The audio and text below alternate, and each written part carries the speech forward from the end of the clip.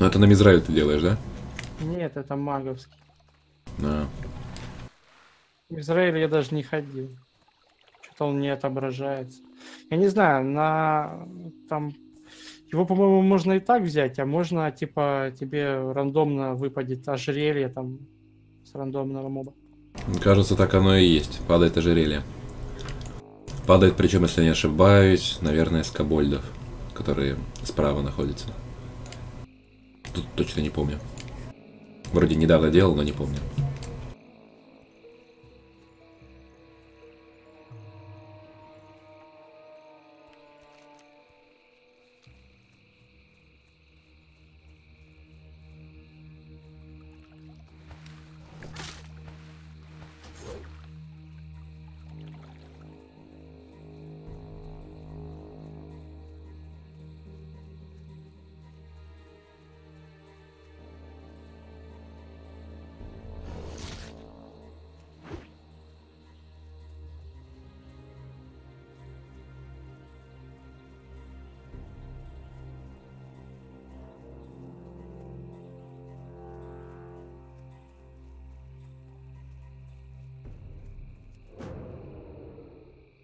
You need something?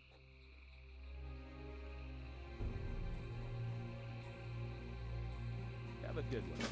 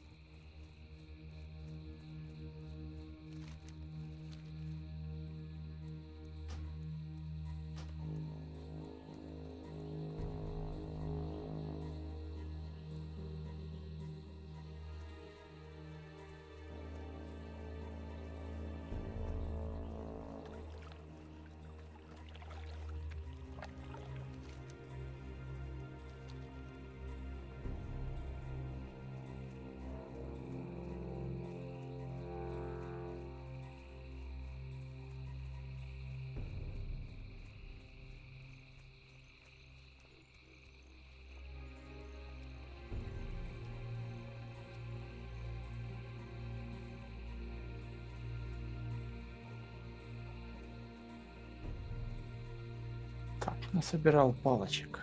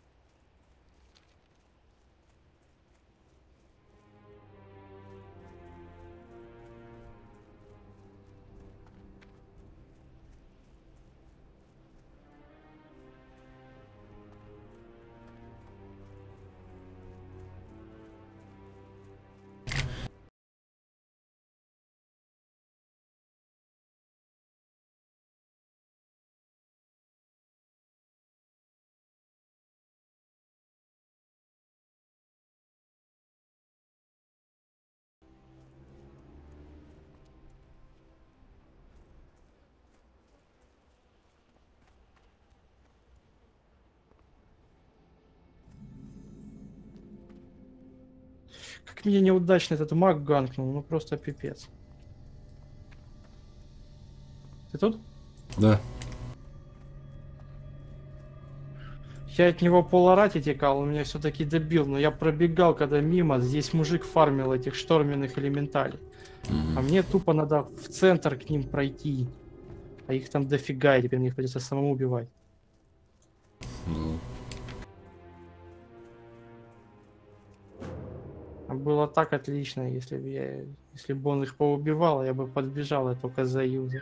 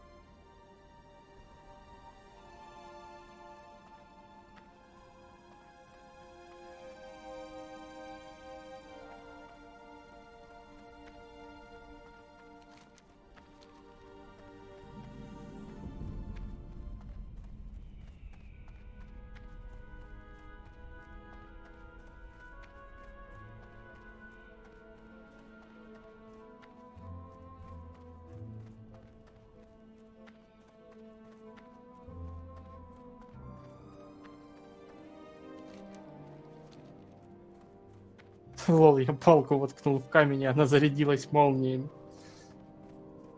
ну норм.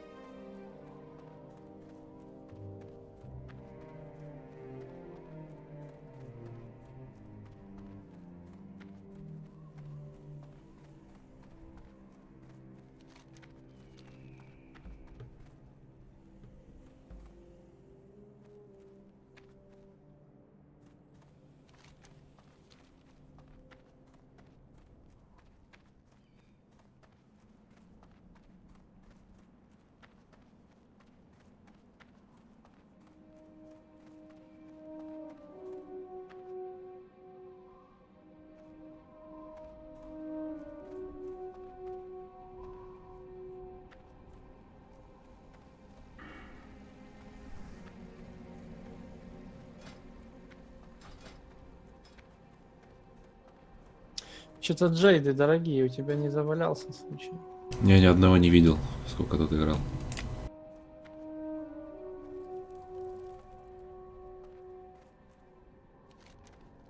Ладно, потом приду, куплю. Если поставил ставочку, может, прокатит. Скорее всего, в принципе, не самый дешевый камень. Так, ладно, пойду я в магазин пройдусь. Скоро буду. Давай.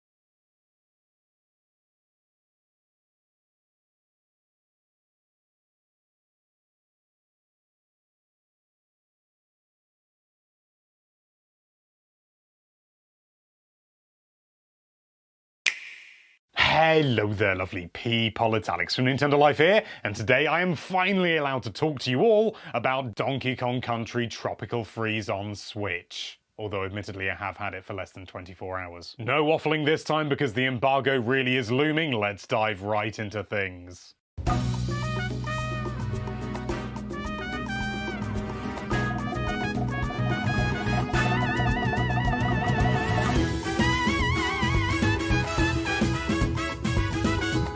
It is a truth universally acknowledged that a Wii U game in possession of great critical acclaim must be in want of a port. And cool ruddy blimey does Donkey Kong Country Tropical Freeze fall into line with that as well. One of the more forgotten gems of 2014, if only for the fact that it was on the Wii U, is also the titular Kong's 5th entry in the mainline Donkey Kong Country series, and in my personal view, it's the best. But has bringing it to the Switch hampered its gameplay or overall potential? Well, obviously not, but it's the only way I can think to segue into the preview. Everything you'd expect is here, and as far as we can tell, nothing has been changed or stripped out of the main game to make it more child-friendly or less difficult. The very same balls-to-the-wall hardcore ape action you'd want is here just as you left it, only with arguably a better choice of controllers. TV mode is just like the original with a crisp 1080p resolution, a super solid 60 frames a second, and dripping with additional colour thanks to the full RGB range. We did notice a dip in frame rate at one point when discovering a secret, but when trying to replicate it we weren't able to get anything but buttery smooth performance, so that's very reassuring. Portable mode is much the same deal, only at a native 720p. Both modes also benefit from an excellent amount of anti-aliasing.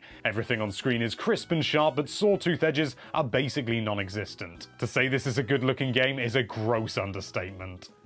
I know you're looking at it now, but really it looks so much better in person. So it looks amazing, plays superbly, and is all around a tip-top port. But what about this funky new gubbins Nintendo's been bleating on about? Well, the biggest addition by far is that of Funky Mode, a mode in which you're able to play as Funky Kong himself should you wish to take the edge off the challenge. Funky Kong plays much like Donkey Kong, only with a host of new abilities and a larger health bar, being able to take 5 hits instead of just Donkey Kong's 2 or 4 when he's partnered with another Kong. He can roll indefinitely, just as though he had a partner Kong with him at all times, gain a little bit of extra height by double jumping, he can slow his descent to a crawl by hovering with his surfboard, don't think too much about it, breathe forever underwater thanks to a total disregard of how snorkels actually work, and even stand on spiked floors thanks once again to his trusty surfboard. It's quite the laundry list of new skills, and at first it may sound like it makes the entire game a total breeze, but that's not entirely true. For example, hovering with Funky gives you incredibly limited horizontal movement, so if you fluff up a jump you might just be able to save yourself, but by relying on it too much you can also put yourself in more trouble than if you were just playing as the donk. Also, don't discount pits, there's not an awful lot that can save you from them. Or mistiming barrels. Or just not hitting the buttons. Where Funky does make things much easier though, is the collectibles. Otherwise out of reach Kong letters or puzzle pieces can often be grabbed with ease by Funky using his double jump and hovering. He absolutely does make the game easier, there's no doubt about it, but he doesn't make the game straight up easy. What's more, when you start a new save file, you're asked whether you want to play in Funky Mode or Classic Mode, and that decision for that file is final. Should you want a purely classic experience, you can do so with absolutely no interruption by the bodacious baboon relation. What's more, if Funky Kong is making things too easy for you in Funky Mode, you can switch to playing Donkey Kong at any time provided you're not mid-level. Doing this still gives Donkey Kong a bonus of an additional heart as well, so it's not jumping from one extreme to the other. It's absolutely the right move by Nintendo to add this mode. I mean, the original game was incredible, but very, very tough. And with the Switch's massive audience, in order to appeal to as many people as possible, they needed to add a way for less skilled people to enjoy the game as well. What's more, the inclusion of Funky outside of making things easier also makes it possible to complete levels more quickly in time trial mode, meaning a whole new potential avenue of play for speedrunners. It's also just fun to be able to play through levels you know with a new character, but if you're adamant that you don't want any noob stuff invading your ultra-hardcore 2D platformer about giant apes collecting bananas from penguins, you can just stick to classic mode. The only other notable inclusion aside from previously mentioned funkiness is HD Rumble, which admittedly we didn't notice when playing in TV mode at first. Rather than using Super Mario Odyssey's policy of making everything and anything vibrate the controllers, Tropical Freeze takes a more traditional, subtle approach. Most of the time you won't feel anything, but when landing on platforms or blasting from barrels, you'll get some lovely tactile feedback. The latter is a huge highlight as it feels like a spring is going off in your hands, and is all the more noticeable in handheld mode. It is a bit of a shame that there's nothing else really new given the price point and the fact that it's a port, but apart from that it's difficult to find any complaints at all. In short, this Switch version of Donkey Kong Country Tropical Freeze is a holotype for how ports should be handled. Everything is just as you remember it, the gameplay hasn't been affected in the slightest outside of funky mode, and that little bit of extra spit and polish coupled with the faster loading times just makes it an ever so slightly sweeter way to play the game. If you've never played the game before, there's no better time to sup from these AP waters. Thank you so much for watching. If you like this video, then why don't you slap your surfboard into that subscribe button, and be sure to check out nintendolife.com for all sorts of lovely Nintendo related content. Thank you again for watching, bye bye.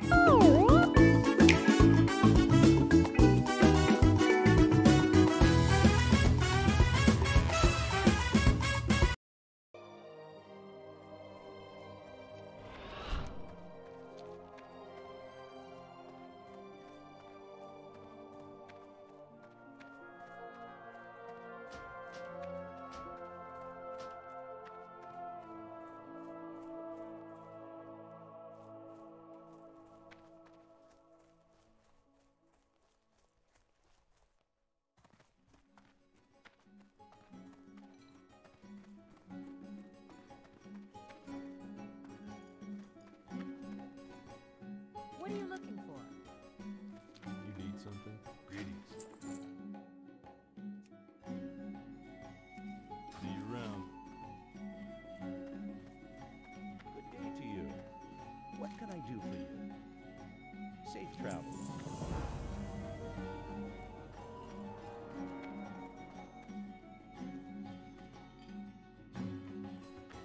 I'm listening.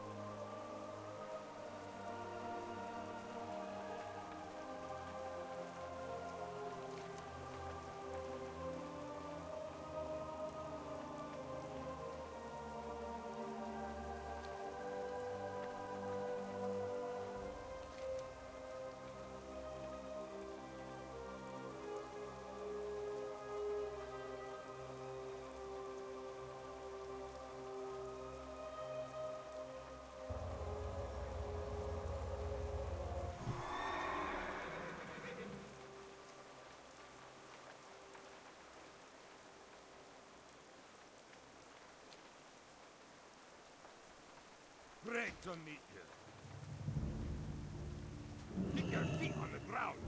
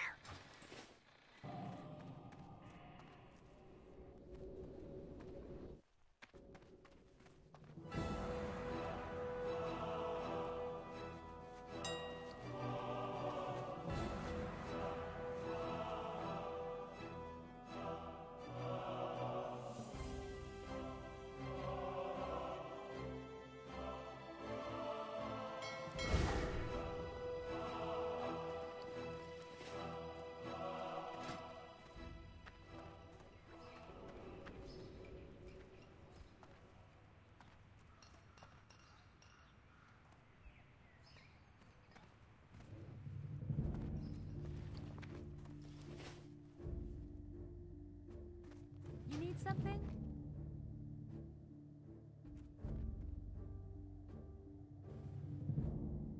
Have a good one.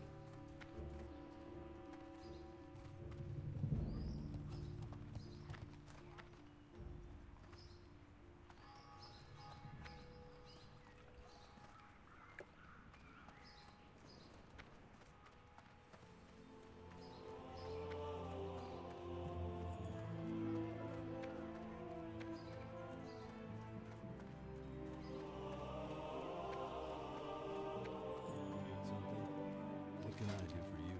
Help you find something?